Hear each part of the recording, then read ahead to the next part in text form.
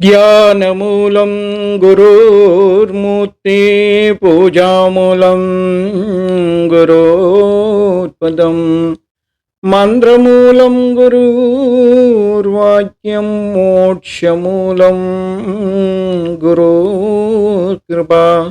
ஓம் ஸ்ரீ குருவே நமக. எல்லாம் வல்ல குருவருனாலே இன்றைய தினம் சித்தர்களின் பெருமைகளை நாம் பேசுவதில் மகிழ்ச்சி அடைகிறோம்.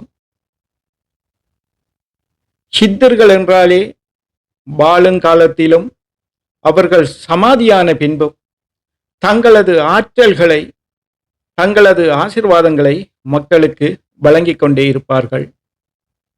அண்டி வரும் மக்களின் பூர்வ ஜென்ம கர்மாக்களை பொறுத்து அவர்களின் கர்மாக்களை விலக்கி இப்பிறவியிலேயே இறை இன்பத்தை அனுபவிக்கக்கூடிய அந்த ஆற்றல்களை மக்களுக்கு வழங்குவதற்காக இறைவனால் அவதரிக்கப்பட்ட உருவாக்கப்பட்ட இந்த சித்தர்கள் வாழ்ந்தும் சமாதியான பின்பும் அண்டி வரும் மக்களை இந்த பிறவா பேரின்ப நிலைக்கு அழைத்து செல்கின்றார்கள். அந்த வகையில் நாம் கடைய சுவாமிகள் சமாதியானாலும் அவர் சமாதியில் இன்றும் அவர்களின் அருளாசி வீசிக்கொண்டிருக்குது. அப்பேற்பட்ட மகான்களின் பெருமையை நாம் இந்த காணொளியில் காண்பதன் மூலம் அவரின் பூரண ஆசீர்வாதமும் மன மகிழ்ச்சி ஆனந்தம் நிறைந்த ஒரு அனுபவத்தை நாம் பெறலாம், எந்த சந்தேகமும் இல்லை. இதை கேட்கின்ற போதே அவர்களின் ஆசி நம்மளை வந்தடையும். அந்த வகையிலே நாம் கடேர் சுவாமிகள் என்று செல்லமாக அழைக்கப்பட்ட சுவாமி முக்தியானந்தா பற்றி இந்த வரலாற்றை பார்க்கும்போது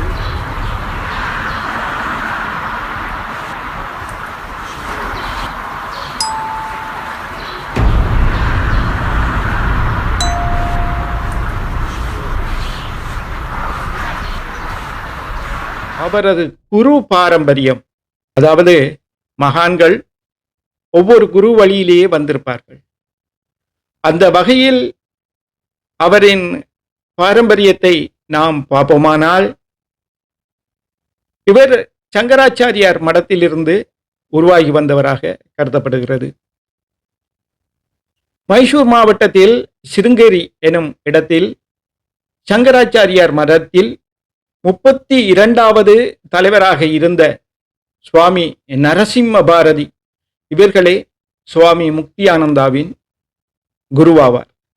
இவர் 1817ஆம் ஆண்டு தொடக்கம் 1879ஆம் ஆண்டு வரையுள்ள 62 காலப்பகுதியில் 40 ஆண்டுகளை அவர் திக்விஜயத்தில், அதாவது யாத்திரைகளில் கழித்தவர். அந்த காலத்திலே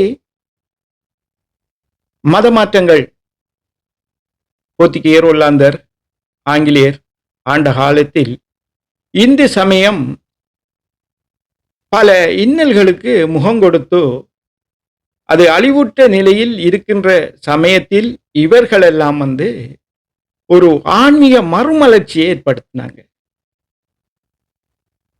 அந்த வகையிலே 32வது பீடாதிபதியாக இருந்த நமது நரசிம்ம பாரதி சுவாமிகள் 40 ஆண்டுகள் எல்லா தேசங்களுக்கும் கிராமங்களுக்கும் சென்று இந்த மறுமலர்ச்சியை ஏற்படுத்தி தனது 12 ஆண்டு காலத்தை தமிழ்நாட்டில் மேற்கொண்டிருந்தார். அந்த வகையிலே தமிழ்நாட்டில் உள்ள மக்களை ஒன்று கூடி அவர்களுக்கு இந்த சனாதன தர்மம் பற்றி போதனைகள் செய்து இப்படி வந்து கொண்டிருக்கின்ற நேரத்திலேயே இவருக்கு ஒரு நேரடி சீடர் இருந்தார். அவரின் பெயர் சச்சிதானந்த சிவா, சுவாமி சச்சிதானந்த சிவா அவர்கள். அவரும் சுவாமிகளோடு சேர்ந்து இந்த பணியை செய்து கொண்டு தமிழ்நாடெங்கும் வந்து கொண்டிருக்கின்ற வேளையிலே ஒரு இளைஞன் மிகவும் உயரமான, அதாவது 6 அடி 4 அங்குலம் உயரம், நீண்ட கைகள், நீண்ட மூக்கு, மிகவும் அழகிய தோற்றம், முகமெல்லாம் அந்த தேஜஸ் என்ன அந்த ஆன்மீக உணர்வு நிரம்பிய இளம் ஒரு ஆன்மீகவாதியை பழனியிலே இந்த நரசிம்ம பாரதி சுவாமிகளும் சச்சிதானந்த சிவா சுவாமிகளும் சந்திக்கின்றார்கள். இந்த இளம் ஆன்மீகவாதி யார் என்று பார்த்தால், பெங்களூர் மாவட்டத்தில் ஒரு நீதிபதியாக இருந்தவர். மிகவும் கடமை தவறாது தனது நீதியாட்சியை செய்து கொண்டு வந்தவர். பல ஆண்டு காலமாக ஒருமுறை ஒரு குற்றவாளிக்கு தூக்கு தண்டனை நிறைவேற்ற வேண்டிய ஒரு காரணம் ஏற்பட்டது. சட்டத்தரணிகளால் இவர் குற்றவாளி என்று நிரூபணமான பின் அவருக்கு தூக்கு தண்டனை வழங்க வேண்டிய, இந்த நீதி வழங்க வேண்டிய நிலையில் இந்த நீதியரசர் இருக்கின்றார். அப்போது அவரின் உள் மனது, அவரின் மனச்சாட்சி சொல்லுகிறது, இந்த மனிதனுக்கு நாம் தூக்கு தண்டனை, மரண தண்டனை அளிப்பதற்கு நான் யார்? அவன் யார்? அவனை உருவாக்கியவன் இறைவன், அவனை தண்டிக்க வேண்டியவன் இறைவன். அப்படி இருந்தும் என்னால் இந்த மரணத்தை, இந்த தூக்கு தண்டனையை வழங்குவதற்கு எனக்கு என்ன அதிகாரம் இருக்குது என்று அவர் மனச்சாட்சி கேட்குது. அந்த நிலையில் அவர் அந்த நீதியரசர் பதவியில் இருந்து தனது பதவியை ராஜினாமா பண்ணிட்டு அவர் இந்த ஆன்மீக தேடலில் ஈடுபட்டு கொண்டு வராங்க. இவர் 1810ஆம் ஆண்டு பகுதியில் பிறந்ததாக கூறப்படுகிறது. குரு மூலம் நதி மூலம் காண முடியாது, அந்த வகையில் சுவாமிகளின் மூலம் காண முடியாது. இருந்தாலும் சில தரவுகளின்படி, ஆராய்ச்சியின்படி இவர் 1810ஆம் ஆண்டு பிறந்ததாகவும் 1860ஆம் ஆண்டு காலப்பகுதியில் தனது 50வது வயதில் தமிழ்நாட்டுக்கு வந்ததாகவும் சில குறிப்புகள் கூறுகின்றது. 5 மொழிகளில் தேர்ச்சி பெற்றிருந்தார். கன்னடம், தெலுங்கு, ஹிந்தி, தமிழ், ஆங்கிலம் போன்ற மொழிகளில் சரளமாக பேசக்கூடிய அந்த ஆற்றல் பெற்றிருந்தார். உயரமான தோற்றம், அழகிய தேசஸ். இப்படியாக ஒரு வாலிபன் சுவாமிகளை சேர்றாங்க. ஆறு நரசிம்ம பாரதி தமிழ்நாட்டில் இந்த ஆன்மீக மறுமலர்ச்சியை ஏற்படுத்தி கொண்டிருக்கின்ற நரசிம்ம பாரதிய இவர் சேர்றார். இந்த நீதியரசர் பழனியில் வைத்து இவரின் அந்த ஆன்மீக தேடலும் தனது ஆன்மீக அந்த உழைப்பும் இவருக்கு தீட்சை கொடுக்கக்கூடிய ஒரு நிலைக்கு வந்திருக்கு. அந்த நிலையில சுவாமி நரசிம்ம பாரதி அவர்கள் இந்த நீதியரசருக்கு தீட்சை அளித்து முக்தியானந்தா எனும் நாமம் சூட்டுகின்றார். இப்போ சங்கராச்சாரியார் மடத்தை பார்த்தீங்கன்னா அங்க பல நாமங்கள் சூட்டப்படும். முதலாவது தீட்சை கொடுத்தாங்கன்னா ஆனந்தா என்று முடியும். சங்கரானந்தா, பரமானந்தா, கங்கானந்தா, லக்ஷ்மி ஆனந்தா, நரசிம்மானந்தா, பைரவானந்தா அப்படி என்றெல்லாம் பேர்கள் இருக்கு. இன்னும் சில ஆண்டுகள் சென்று அவர்களது வயது எல்லையையும் அவங்கள அந்த ஆன்மீக சாதனை வளர்ச்சியையும் பார்த்து சரஸ்வதி, சிவா, பாரதி, இப்போ என்னுடைய யோகா நான் படித்த சுவாமியோட பேர் சிதானந்த, அதில் வருது சரஸ்வதி, சிதானந்த, ஆனந்த ரெண்டு வரும். அதுக்கு பிறகு ஒரு பட்டம் சரஸ்வதி, நந்தா, பாரதி, இந்த ரெண்டும் சேர்ந்தது. அடுத்தவர் சச்சிதானந்த சிவா. இப்படியெல்லாம் அந்த சங்கராச்சாரியார் அந்த மடத்தில் அந்த பாரம்பரியம் இருக்கும். அது மிகவும் ஒரு சாதனை நிறைஞ்ச ஒரு மடம். நிதியானது, சரியான கட்டுப்பாடுகள். அங்கே உருவாகின்ற சாதுக்கள் 2 துண்டு தான் பாவிப்பார்கள், 2 துணிகள் தான் பாய்ப்பாங்க. ஒன்று கவீனமாக இருந்தால் அடுத்தது உடுத்திட்டு ஒரு தலைப்பால போர்த்தி கொள்ளுவாங்க. ஒருத்தர் 2 துண்டுகளைத்தான் உடுத்த வேண்டும். அடுத்தது கரை இருக்கக்கூடாது. கரை இப்போ நம்ம இந்த இதில் மஞ்சள் கரை, வெள்ளைக்கரை, நீலக்கரை அப்படி என்று கரைகள் எல்லாம் இருக்கும். இந்த கரைகள் இருக்காது. இந்த கரைகள் இருக்காது, கரை இருக்கக்கூடாது. அது மட்டும் இல்லாது தைக்கிற துணிகள் பாவிக்க மாட்டாங்க. இந்த போர்டரை கூட அவங்க தைக்க மாட்டாங்க, தைத்த துணி பாவிக்க மாட்டாங்க. இப்படி பல எத்தனை முறை சாதனை செய்யணும், மற்றது அவங்களுக்கு ஒரு கோல் கொடுப்பாங்க. இப்படி அந்த சங்கராச்சாரி மடத்துல சில கடமை நித்திய கடமைகளை கடைப்பிடிக்கிறார்களுக்கு சில இதுகள் இருக்கு. இப்ப நம்ம பார்க்க சங்கராச்சாரியார் மடத்தை கொண்டு பல பேர் பல மாதிரியும் திரிஞ்சாலும், உண்மையிலேயே அந்த சாதுக்களை பார்த்தா தைத்த ஆடைகள் அணிய மாட்டாங்க. அது மட்டும் இல்லாம கரையுள்ள ஆடைகள் அணிய மாட்டாங்க. 2 துண்டுக்கு மேல எதுவும் பாவிக்க மாட்டாங்க. இதெல்லாம் அந்த சங்கராச்சாரியார் முறையில வரும். அப்ப இந்த வகையில இவருக்கு பழனியில வச்சு முக்தி ஆனந்தாண்டு தீட்சா நாமம் கொடுத்து, இவரும் அந்த மறுமலர்ச்சி பணியில ஈடுபட்டு கொண்டு ஒவ்வொரு தேசமா போறாங்க. நரசிம்ம பாரதி ஒரு தேசத்துக்கு போறாரு. சச்சிதானந்த சிவா சுவாமிகள் ஒரு தேசத்துல, இவர் முக்தியானந்தா இன்னொரு தேசத்துல, இப்படி தங்களோட அந்த ஆன்மீக ஆற்றலை வெளிப்படுத்தி கொண்டு இருக்கிற நேரத்துல 1860ஆம் ஆண்டு காலப்பகுதியில இலங்கையிலிருந்து வைரமுத்து செட்டியார் என்று ஒரு வசதி படைத்த ஒரு செட்டியார் ஆன்மீக யாத்திரை நிமித்தம் இலங்கை இந்திய தமிழ்நாட்டுக்கு செல்கிறார். அங்கே தில்லை நடராஜர் பதியிலே வந்து நமது முக்தி ஆனந்தாவை சந்திக்கிறார். முக்தி ஆனந்தாவை சந்தித்து அவரிடம் ஆசீர்வாதம் பெற்று, சுவாமி நீங்கள் இலங்கைக்கு வர வேண்டும் என்று ஒரு வேண்டுகோளை வைக்கிறார். அவர் சரி நீ போ நான் வாரன் அப்படி என்று சொல்றார். ஏனென்றா மகானுபாவர்களோ சித்தர்களோ மகரிஷிகளோ யாரோ தங்களோட குருவோ அல்லது இறைவனோ கட்டளையிடாமல் இன்னும் ஒரு இடத்துக்கு அவர்கள் செல்ல மாட்டார்கள். ஆகவே இவருக்கு அந்த உத்தரவு இல்லாதபடியாக வைரமுத்து செட்டியார்கிட்ட சொல்றார், நீ போய் இலங்கைக்கு செல் நான் பாரன் அப்படி என்று சொல்லி இவர் அனுப்புறார். அனுப்பிட்டு இவர் தமிழ்நாட்டில் அப்படியே தனது பணிகளை ஏற்படுத்தி மக்களுக்கு அறிவுரைகளை கூறி கூட்டம் கூட்டமாக மக்களுக்கு சேவைகளை செய்து கொண்டு இப்படி வார கட்டத்தில் இமயமலை சாரலிலிருந்து வந்த ஒரு துறவியை இவர் சந்திக்கிறார். இவர் வந்து நவநாத சித்தர் பரம்பரையிலே வந்தவர். அந்த இமயமலை சித்தர் சுவாமி முக்தியானந்தாவை சந்திக்கிறார். அவர் வந்து நவநாத சித்தர் பாரம்பரியத்திலிருந்து வந்தவர். நவநாத சித்தர் என்றா நாம் அதிகமாக அறிந்திருக்காத ஒரு விடயம். கோரக்கரால அந்த நவநாத சித்தர் பாரம்பரியம் உருவாக்கப்பட்டது.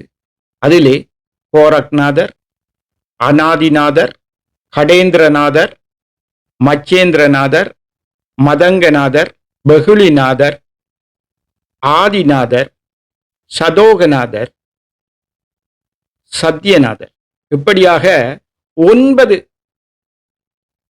சித்தர்கள் அந்த நவநாத சித்த பாரம்பரியத்தை உருவாக்கினார்கள்.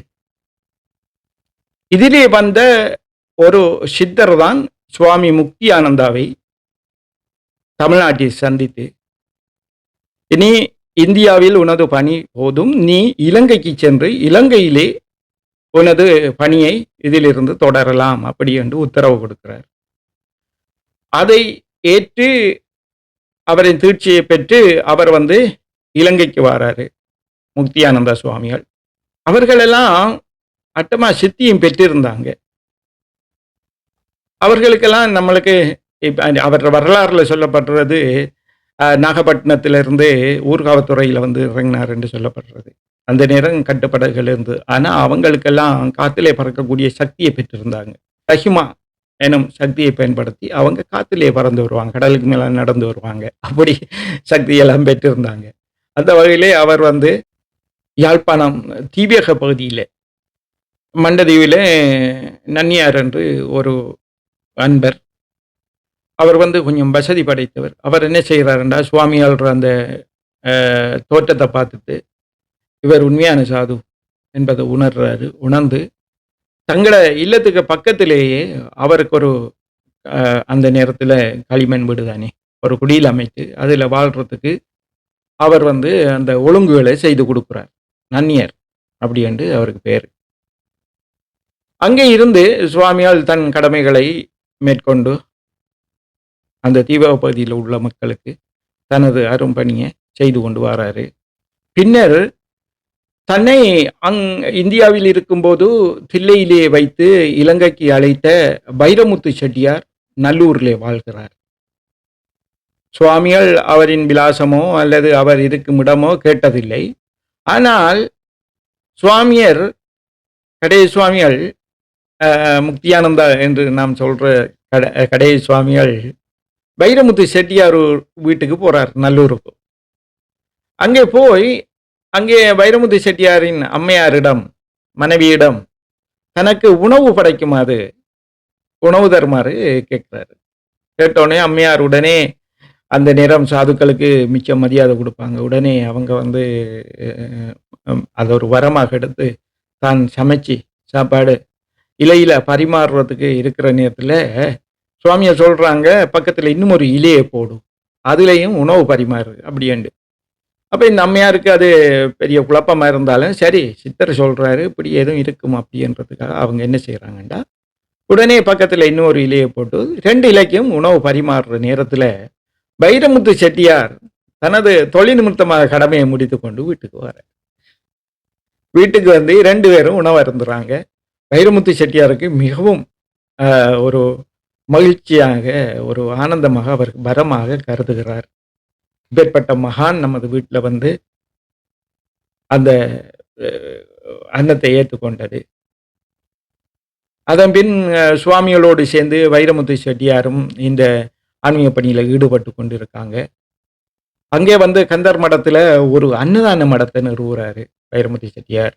நிறுவி தன்னிடம் உள்ள செல்வங்களை எல்லாம் ஏழை மக்களுக்கு கொடுக்கிறதும் அன்னதானங்களுக்கு பயன்படுத்துறதுமாக இந்த பணியில் ஈடுபட்டு அவருக்கு அங்கே சின்னசாமி என்று பேர் வைரமுத்து செட்டியார்.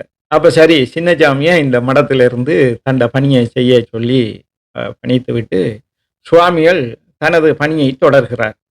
மீண்டும் மண்டைதீவு சென்று மண்டைதீவிலே இருந்து யாழ்ப்பாணம் 6 கிலோமீட்டர் காலையில் தொடங்கி 6 கிலோமீட்டர் நடந்து யாழ்ப்பாணம் அந்த கடை தொகுதிகள் சந்தை பகுதிகளில் தான் அவர் நடமாட்டம் கூட இருந்தது. அதனால தான் அவருக்கு புனை பேர் கடை சுவாமிகள் என்று வந்தது.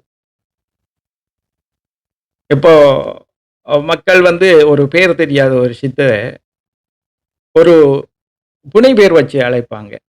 இப்போ இலங்கையில் வந்து வடிவல் சுவாமி என்று ஒருத்தர் சொல்லுவாங்க. அவர் வந்து கதிராம நேரம் நடையிலே போய் கலந்துறவி காட்டிலே வாழ்வார், நடையிலே போவார். அப்போ அவருக்கு வந்து முருகன் பேர் வடிவேல் அப்படி என்று அவருக்கு ஒரு வடிவேல் சுவாமி என்று ஒரு பேர் வச்சுருந்தாங்க. வள்ளியம்மாண்டு ஒரு பெண்மணி சாமி, அவங்க வந்து இந்த கதிராம யாத்திரையெல்லாம் மேற்கொள்ளுவாங்க.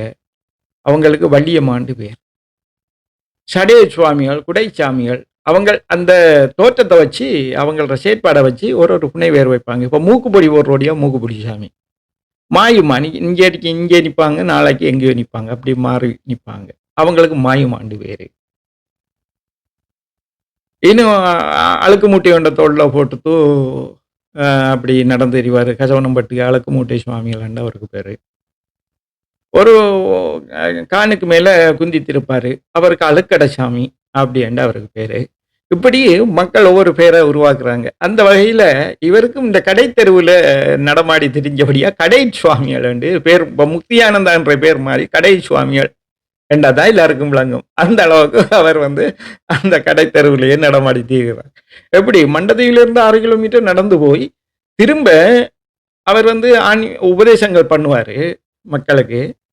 திரும்ப அதே வேகமான நட, அவர் வந்து 6 அடி நாள் உங்களை நேரத்தோட சொல்லியிருந்தேன், அவ்வளோ வேகமாக நடப்பார், நீண்ட கால்கள், வேகமாக நடக்கிறார். திரும்ப பின்னேறமாகனோடனே திரும்ப அவர் நடந்து யாழ்ப்பாணத்தில் மண்டதேவிக்கு வந்து அந்த நன்னியார் கொடுத்த இல்லத்தில் தங்குவார். இப்படியாக இவற்ற பணி நடந்து கொண்டிருக்கிற நேரம் இவருக்கு சில நேரங்களில் யாழ்ப்பாணத்திலிருந்து வந்து கொள்வது கஷ்டமாக இருந்தது. அந்த வண்ணார்பண்ணை என்ற இடத்துல ஒரு சிவன் கோயில் இருந்தது. அந்த சிவன் கோயிலில் ஒரு படிக்கட்டு, அதுக்கிட்ட ஒரு தங்கக்கூடிய மாதிரி ஒரு இடம் ஒன்று இருந்தது. அந்த இடத்துல கூட சுவாமிகள் சில நேரத்தில் தங்கிடுவார். வண்ணார்பண்ணையில் கூட சுவாமிகள் தங்கியிருப்பார்.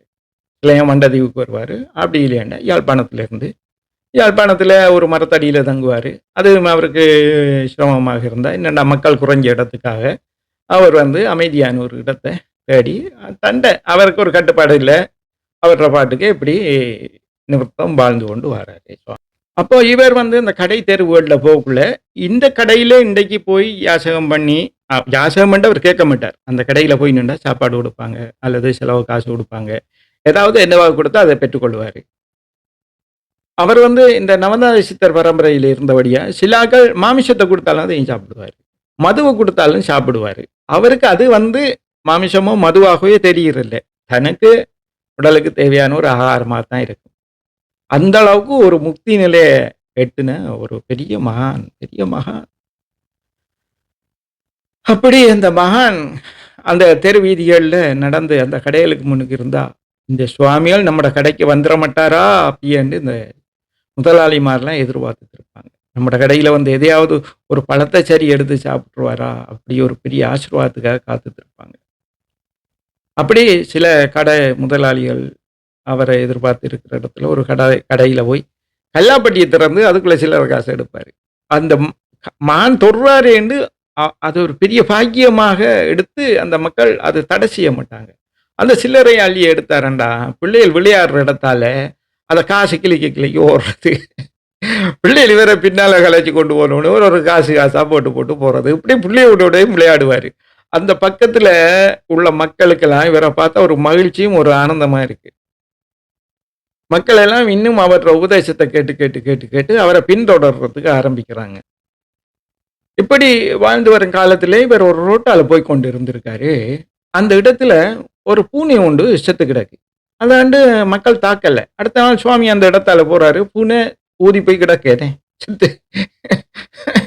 அந்த பூனைய எழுப்புற மாதிரி காலால 2 தட்டு. அப்படி தட்டுனாரு. பூனை டக்குன்னு அப்படியே உடம்பு அசைச்சு புரச்சு போய் கிடந்த பூனை அப்படியே கால தட்டி தட்டுப்பட்ட உடனே உடம்பு அசைச்சு, கண்ண முழிச்சு, அது பிறந்து எழும்பி நடந்து போகுது. அப்ப இத பார்த்தோனே, அந்த பகுதியில் உள்ள மக்களுக்கு பெரிய ஒரு மகிழ்ச்சியும், "ஓ! இவர் பெரிய மகான்." அப்படி என்று நினைச்சு, இவர் அந்த மகிமை வந்து அந்த தேசமெல்லாம் பரவுது. மக்கள் எல்லாம் அவர ஆசீர்வாதம் வாங்குறதுக்கு அந்த காலத்துல வந்து ஆன்மீகவாதிகள மக்கள் மதிச்சாங்க. சாதுக்கள மக்கள் மதிச்சாங்க. அவர வந்து சரணடைஞ்சு, அவர்ட்ட ஆசீர்வாதம் வாங்கி சொல்றது. மக்கள் எல்லாம் இப்ப பிரபல்யமா பேசத் தொடங்குறாங்க மெல்ல மெல்ல. வண்ணார்பண்ணை சிவங்கோயில் அந்த படித்துறையில இருக்கிறாரு. இவர சீடர் ஒரு ஆள் வந்து வல்வடி துறையில இருக்கிறாரு. தண்டையிலருந்து அவருக்கு ஒரு சீடர் இருந்தாரு. அவர் வல்வடித்துறை. இவர் வந்து சுவாமிகள தரிசனம் பண்றதுக்கு இப்ப வண்ணார்பண்ணைக்கு வந்து இவர் வரும் பகுதியில் ஒரு மணல் நிறைந்த ஒரு பகுதி இருக்கு. அங்கே வந்து எந்த ஒரு நிழல் தாவரமும் கிடையாது. இவர் வரக்குள்ள அந்த கொதி வெயில், அதிக வெயிலால இவர் காலெல்லாம் வந்து கடும் சூட்டுக்குள்ளாகி, காலெல்லாம் வந்து சரியா தாங்க இயலாத வெப்பத்தில துடிச்சு கொண்டு இருக்கக்குள்ள, குருநாதா என்று கடை சுவாமிகள் ஒரு முறை நினைக்கிறாரு. நினைச்ச உடனே இங்க வண்ணார்பண்ணையில அந்த அ சாஞ்சி படுத்திருந்த சுவாமிகள், "ஓ!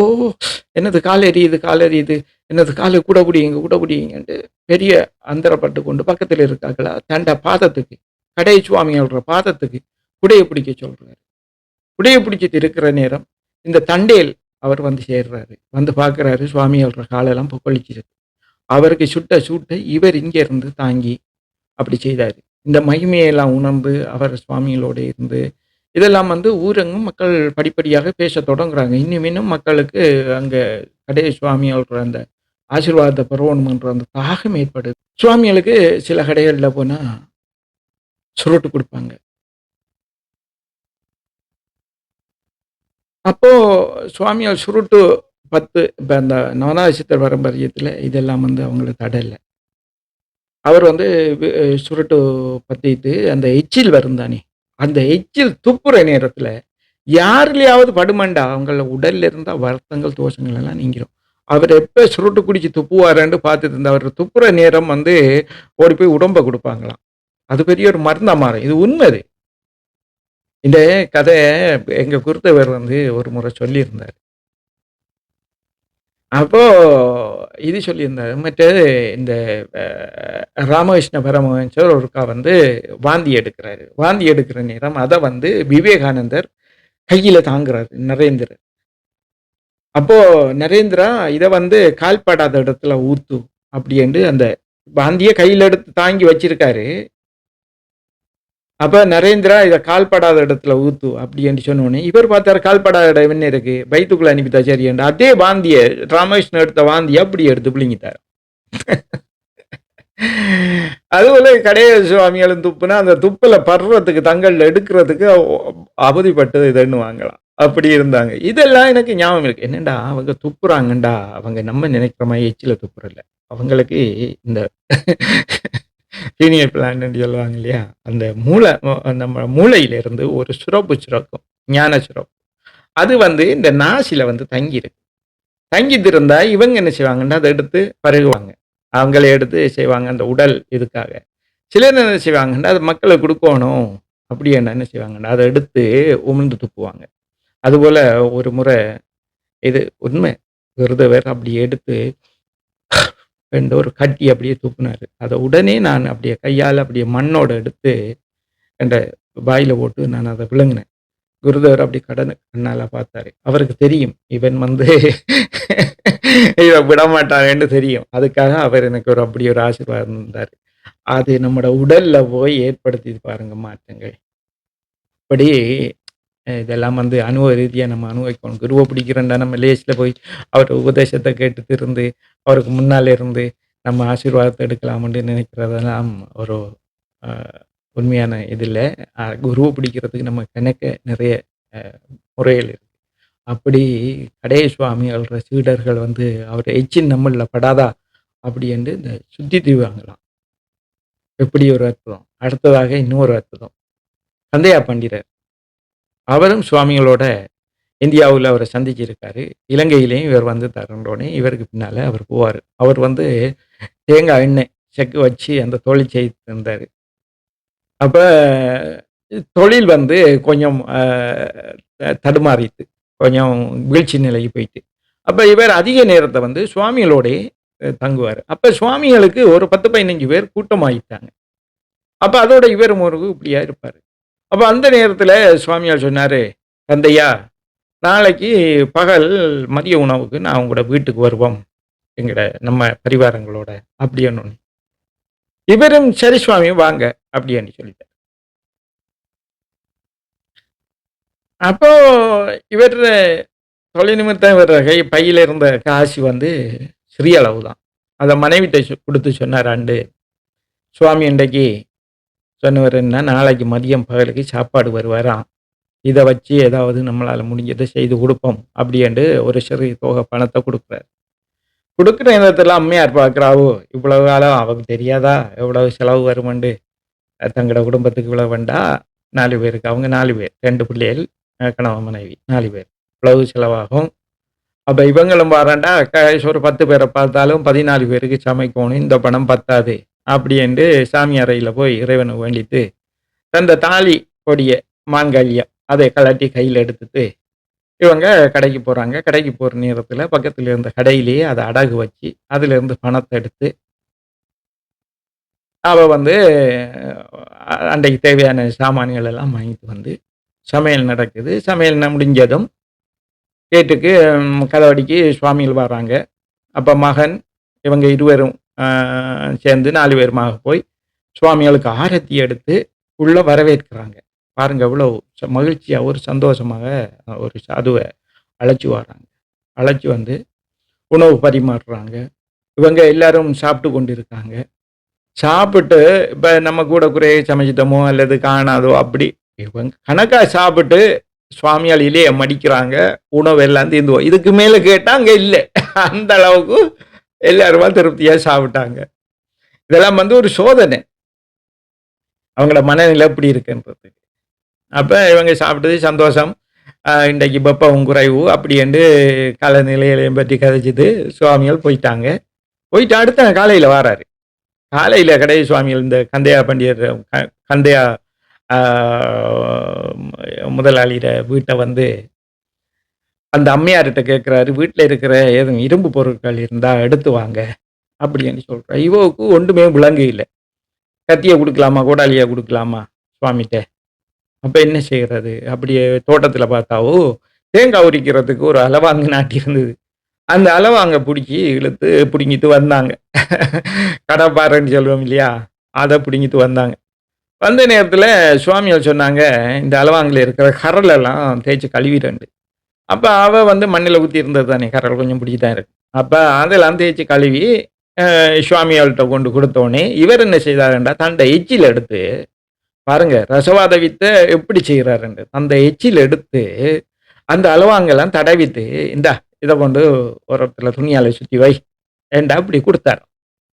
குடுத்தோனே இவங்களும் ஏதோ சித்தர் தானே, சித்தம் போக்கு சிவம் போக்கு. என்ன செய்தாலும் கேட்கறதுக்கும் என்னத்த கேட்டு என்ன செய்ற? சித்தர் சொன்னா செய்தான் வேணும் வேண்டு போட்டு இவ என்ன செய்தா வாங்கிக்கொண்டு துணியால சுத்தி சாமி அறைக்குள்ள கொண்டு வச்சுட்டாவு.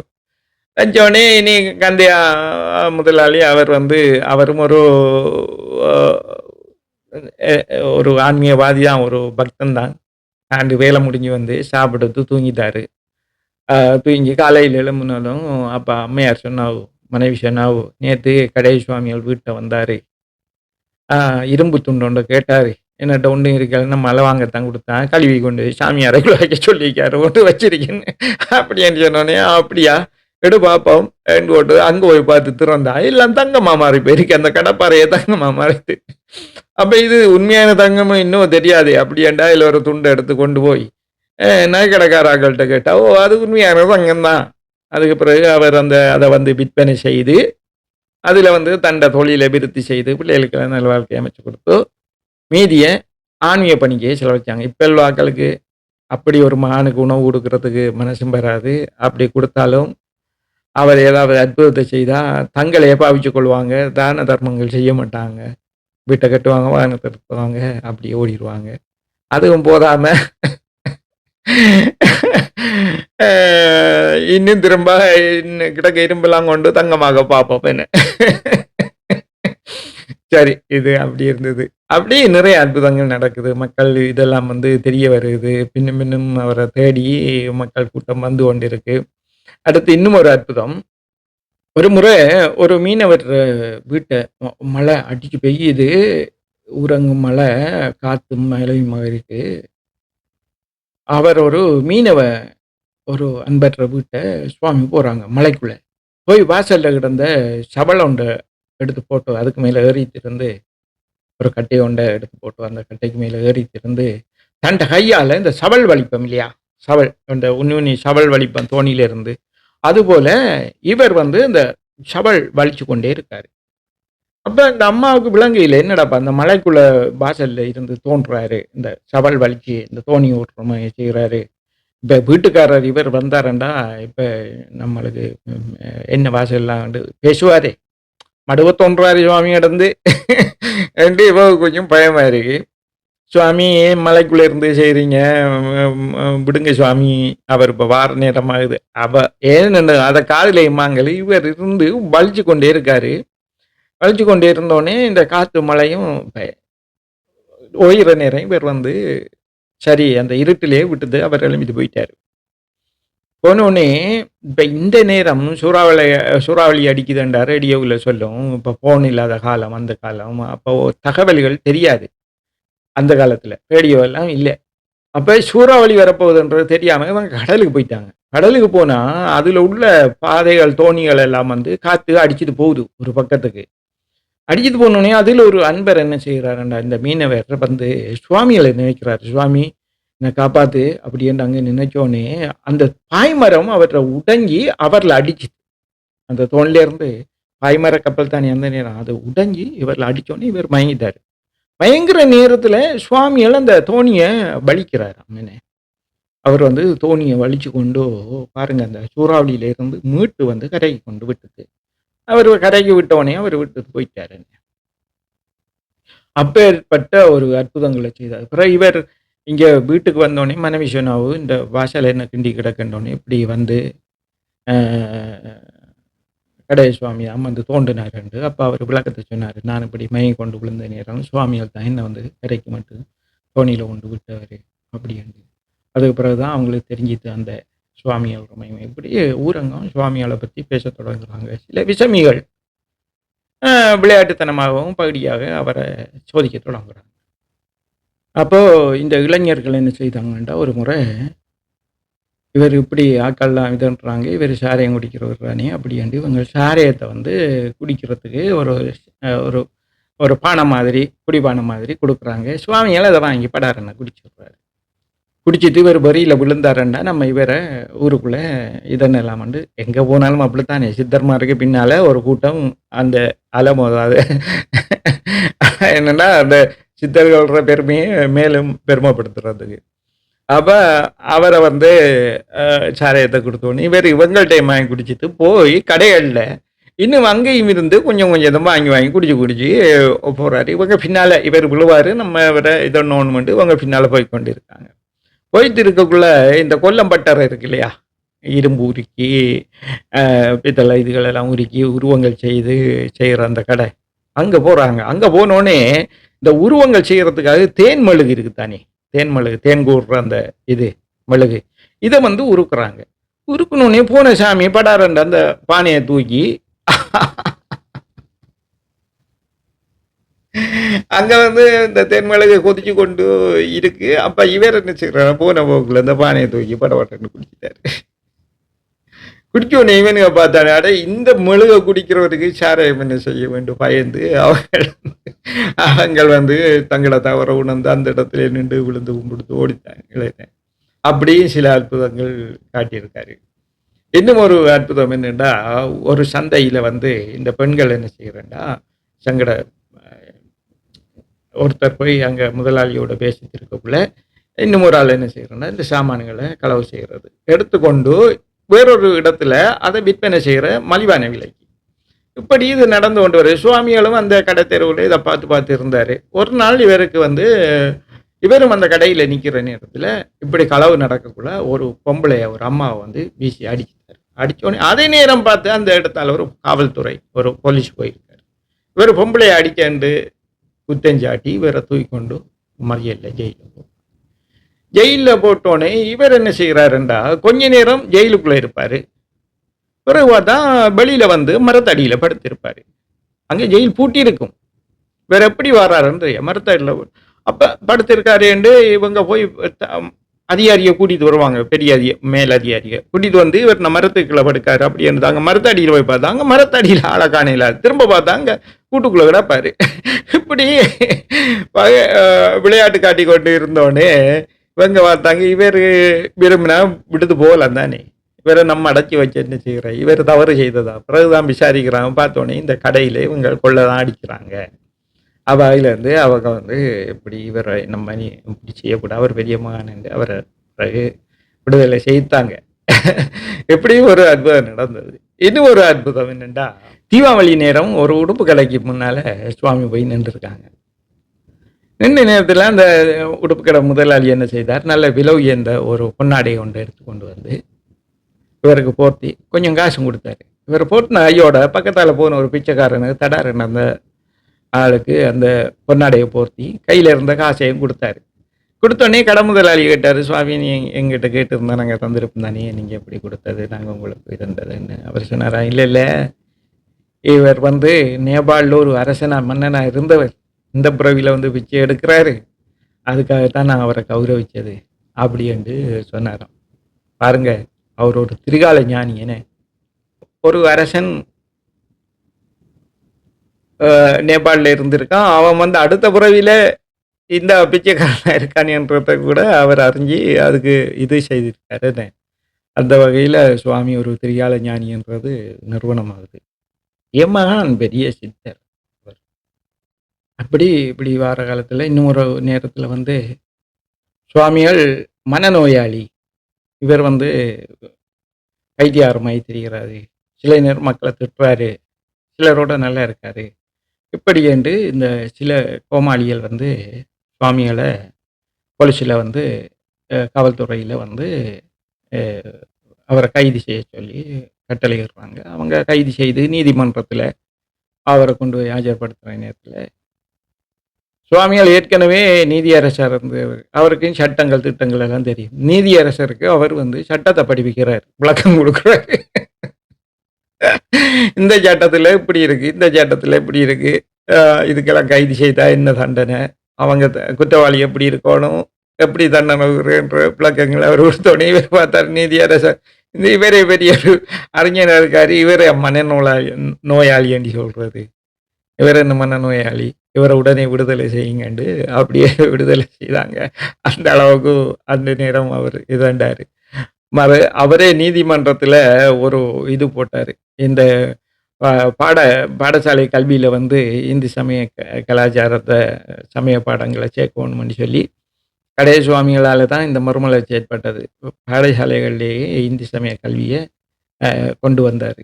அந்த அளவுக்கு ஒரு சக்தி வாய்ந்த ஒரு பெரிய மகான். பிறகு சுவாமிகளுக்கு அங்கிட்டே ஊர் மக்கள் சேர்ந்து பண்ணாரி சிவன் கோயிலுக்கு முன்னால ஒரு மேடை மாதிரி ஏதோ ஒன்றை கட்டி அதில் அவரை தங்க வச்சு அங்கேருந்து மக்களுக்கு ஆன்மீக உபதேசம் பண்ணுங்க அப்படி என்று வழி செய்து கொடுக்குறாங்க வண்ணார்பண்ணையில். பிறகு மண்டதீவுக்கு போகிறாரு கொஞ்ச காலம். மண்டதீவில் வந்து அந்த நன்னியார் கட்டி கொடுத்த குடியில் இருக்குதானே அங்கே வந்து சிறிது காலம் பணி செய்கிறாரு. 2 சீடர்கள் தீட்சை எடுத்து சுவாமிகளோட சேர்ந்திருக்காங்க. அவங்களோட பேரு ஒருத்தர் பேரு சின்மயானந்தா, மற்றவர் பேரு நிரஞ்ஞானந்தா. சின்மயானந்தா 2 சீடர்களோட 3 பேருமாக ஒரு நாள் சமைச்சிட்டு இருக்காங்க. சமைச்சிட்டு இருக்கக்குள்ள சுவாமி சொல்றாரு, ஓஹோ கிரியா வெளிக்கிடுங்க, ஒரு கருமி வாரான், நம்மள்ட்ட அவன்ட பாவத்தை கொண்டு கொட்ட வாரான், நம்ம இங்க இருந்து வெளிக்கிடணும் அப்படின்ட்டு 3 பேருமாக வெளிக்கிட்டு வெளியேறி போய் கொண்டிருக்காங்க. அப்ப இப்ப சமைச்ச சாப்பாடு என்ன செய்யறாங்கண்டா சாப்பிட்டு கொள்ளல. சமைச்சு முடியுது. இந்த கருமிய வாரம்னோடனே அவங்களுக்கு ஒரு அந்த பெட்டையில சமைப்பாங்க. அப்போ அதில் ஒரு பெட்டி ஒன்று இருக்கு. மலையில நாய்கள் இதுகளை தட்டாம அந்த மிச்ச சாப்பாடுகளை அந்த ஒரு பெட்டி மாதிரி ஒன்றில் பூட்டி வைக்கிறது மரப்பட்டிக்குள்ள. அப்ப இவர் வாராருன்னொடனே சாப்பிடல. உடனே எல்லா சாப்பாடையும் தூக்கி அந்த மரப்பட்டிக்குள்ள வச்சு மூடி வச்சு போட்டு இவங்க வந்து வெளியேறித்தாங்க. வெளியேறினோடனே அந்த கருமி வாராரு. வந்து கேட்குறாரு பக்கத்தில் இருந்த நன்னியார்கிட்ட, எங்க சுவாமிகளை சந்திக்க இல்லாதாண்டு. சுவாமி சொல்லிக்க சுவாமி டக்குண்டு வெளிக்கிட்டு போறாரு. என்னென்று தெரியலான்ட்டு இவங்க சொல்லிக்காங்க. இவங்களுக்கு இந்த இதுகள் தெரியாது தானே. அப்போ இவருக்கு தெரியாது. அந்த நன்னியார் அம்மா சொல்லிக்காங்க, அவர் வரமாட்டோம், அப்போ நீங்கள் தங்கியிருக்கலாம்ண்டு அவர் சாப்பாடு வசதியெல்லாம் செய்து கொடுத்து தங்குறதுக்கு ஒழுங்கும் பண்ணி கொடுத்தா. அவர் 3 நாள் தங்கியிருந்து பார்த்தாரு. சுவாமிகளை காணல. அதுக்கு பிறகு இவர் என்ன செய்கிறார், நான் பிறகு வந்து பார்க்குறேன் அப்படி என்று நினைச்சிட்டு இவர் விட்டுட்டு போகிறாரு. விட்டுட்டு போன 3ஆம் நாள் இவர் போயிட்டாரு. அதுக்கு பிறகு சுவாமி சீடர்களோட வாராரு. நிரஞ்ஞானந்தாவும் சின்மயானந்தாவும் 2 பேரையும் கூட்டி கொண்டு வராரு. வந்து அந்த பட்டியை திறந்து உள்ள இருந்து சாப்பாடு எடுத்து சாப்பிட்றாங்க. எப்படி அப்பதான் சமைச்சு வச்ச மாதிரி ஆவி பறந்து கொண்டு இருக்காமன்னு. அவங்க சமைச்சு 3 நாள் அந்த இடத்துல பூட்டி வச்சுட்டு போயிட்டாங்க.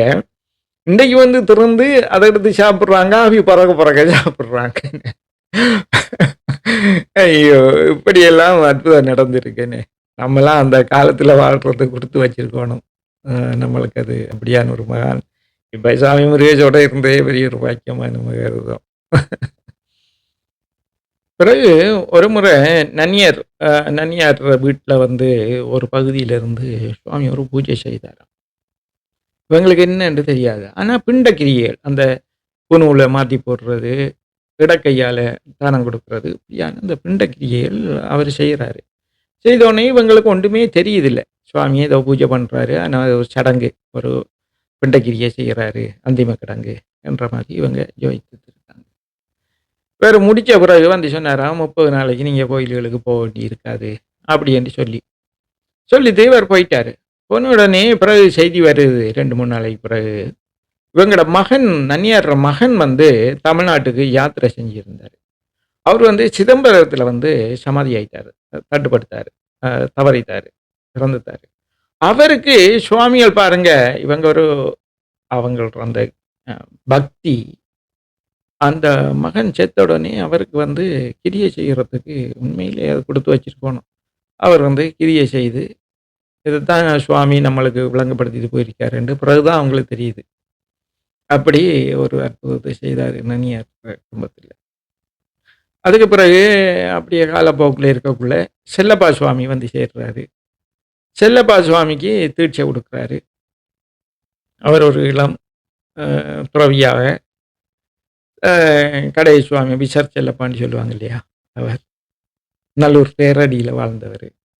இப்படியாக அவரும் தீட்சை எடுத்துக்கொண்டு, அவரும் இந்த ஆன்மீக சாதனைகளை செய்து, ஆன்மீக பயிற்சி செய்து, சித்து நிலையை அடைஞ்சு, அப்படி அவர் வந்து கொண்டு இருக்கிற காலத்தில, இப்ப எல்லாரும் சொல்றது செல்லப்பா சுவாமிகள்ட்டயும், மற்றாக்கள்ட்டயும் இந்த கடை சுவாமிகள் என்ன சாராயம் குடிக்கிறாரு, மது சாப்பிடுறாரு, அப்படி இப்படின்ட்டு தவறாக பேசினோனே, இப்ப செல்லப்பா சுவாமிக்கு ஒரு அவமானம் மாரி. நம்ம தீட்சை எடுத்த சுவாமி, இவங்களெல்லாம் இப்படி பேசுறாங்களே, இத நம்ம தட்டி கேட்கக்கூடாதா? அப்படி அறியாமையில ஒரு குருவிட்ட கேட்கலாமே நம்ம அப்படி என்று யோசிக்காம இவர் என்ன செய்றாரு, சரி நம்ம டெஸ்ட் பண்ணி பார்க்கணும் இவங்க சொல்றது சரியான்னு ஒரு சாராய புத்தலைய வாங்கி சால்வையில சால்வையில சுத்தி இடுப்புக்குள்ள அப்படி கமக்கட்டுக்குள்ள மறைச்சிட்டு இவர் போறாரு. அ செல்லப்பா செல்லப்பா சுவாமி இங்க கடைய சுவாமிகள்ட்ட. போனோனே, வா செல்லப்பா வா வா. என்ன சாராயம் குடிக்கிறேனான்ட்டு டெஸ்ட் பண்ணி பார்க்க வர்றியா? எடு கொண்டு வர சாராயத்த குடிப்போம். என்றோனே இவருக்கு தூக்கி வாரி போட்டுட்டேனே. என்றோனே இவரு சுவாமி அப்படி நீங்க உடனே சாராய போத்தல் எடுத்தாரு. சாராயம் எல்லாம் ஆவியாக பறந்தது. வெறும் போத்தல் தான் வந்தது. அப்பதான் சுவாமி யோசித்தாரு, இவர் பெரிய மகான், இவர நம்ம ஏன் இப்படி சோதிக்க வந்தோம்? அப்படி என்று யோசித்து திரும்ப இவரு நல்லூர் தேரடிக்கு வந்து இவர் பணிய செய்தாரு. அதுபோல குருமார் எப்படி வாழ்றாங்க, எப்படி பண்றாங்கன்னு நம்ம சொல்லலாது. அப்படி என்று இருக்கக்குள்ள வண்ணார் பண்ணையில வந்து ஒரு சின்ன நடராஜர் கோயில் இருந்தது.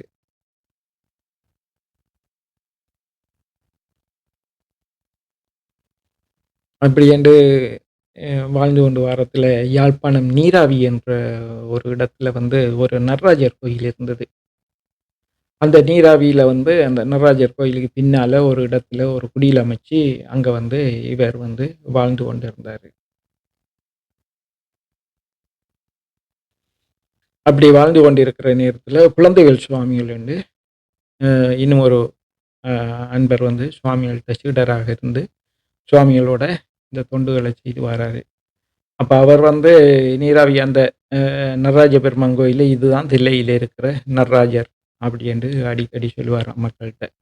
அதிலிருந்து அவர் வந்து அந்த சாதனைகளெல்லாம் செய்து கொண்டு வந்து, கடைசியா அவர் வந்து சமாதி ஆகுற ஒரு நேரம் ஏற்படுது.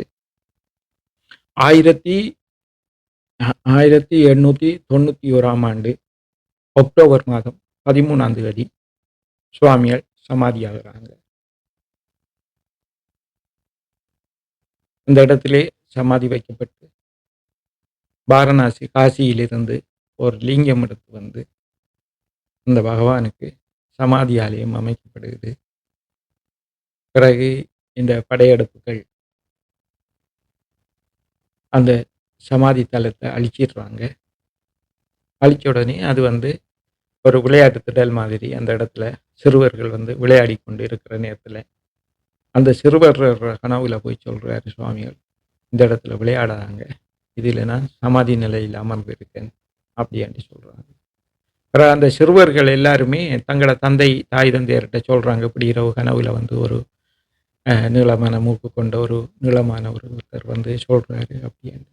அப்ப இவங்களுக்கு தெரியும், கடை சுவாமியோட சமாதி அநீதியில இருந்ததுண்டு. அந்த இடத்துல போய் ஆராய்ஞ்சு பார்க்குற நேரத்துல சமாதி அழிவடைஞ்ச நிலையில இருந்தோனே, அத திரும்ப இந்த காலத்துல 1983 காலப்பகுதியில அதுக்கு புனர்காரணம்லாம் செய்து, கும்பாபிஷேகம் செய்து, இப்பவும் அந்த இடத்திலிருந்து அருளொளி பாலித்துக் கொண்டிருக்கிறார். இந்த முக்தி ஆனந்தா என்று அழைக்கப்படுகின்ற கடையப்பா சுவாமிகள். அப்பேற்பட்ட மகானை பத்தி நம்ம பேசுறதுலயும், அவரை பத்தி அறியறதுலயும், நாம ஒரு புண்ணிய ஆத்மான்னு தான் சொல்ல வேண்டும். அப்படியே அந்த பெரிய மகான் வாழ்ந்து சமாதி ஆயிட்டாரு. நாம் அப்பேற்பட்ட மகான்களை தரிசனம் பண்றதால நம்ம ஜென்மாதி ஜென்மங்கள் செய்த கர்ம வினைகள் நீங்கும். இத்துடன் இந்த கடை சுவாமிகளின் வரலாறு முடிவடைகிறது. மீண்டும் அடுத்த காணொளியில் இன்னும் ஒரு ஈழத்து சித்தரை நாம் பார்க்கலாம். குருவே சர்வலோகானாம் விஜயே பவரோகிணாம் நிதயே சர்வவித்யானாம் ஸ்ரீ தட்சிணாமூர்த்தயே நமः. ஓம் ஸ்ரீ முருகேஸ்வராய நமः.